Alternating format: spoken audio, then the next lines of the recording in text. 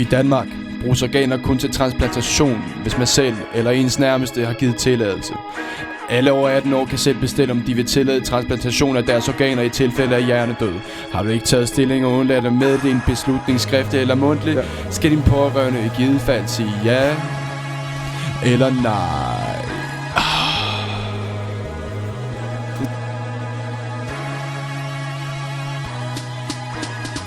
Bare tag det hele fra mig, jeg giver ikke en fed fuck.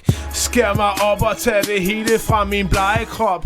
Bare tag min lunge, min nyre eller min tynde tarm. Så kom nu, tag et valg. Ja, homie, tag et valg. Jeg ligger hjernedød på et sygehus. Min hjerne slog klik i en motherfucking hasrus. Du må forstå, at dine organer ikke er til salg, men du vil være en fucking boss, hvis du tog et valg.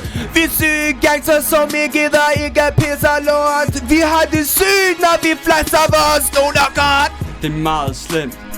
Kun 30% har skrevet under, kan vi virkelig være det bekendt. Så når du ligger død, så bare kald på os. Vi sparker døren ind, og så der lige gunshots.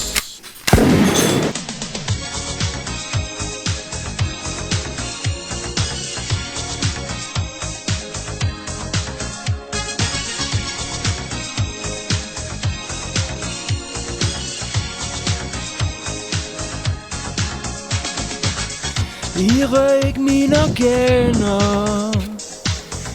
Det er bare en total privat sag. Jeg er tro mod mit skaber.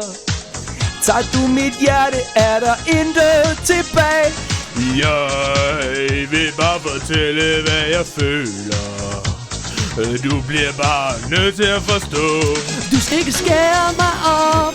Du skal ikke tage fra min krop. Du skal ikke tage fra mig din kirurgklov.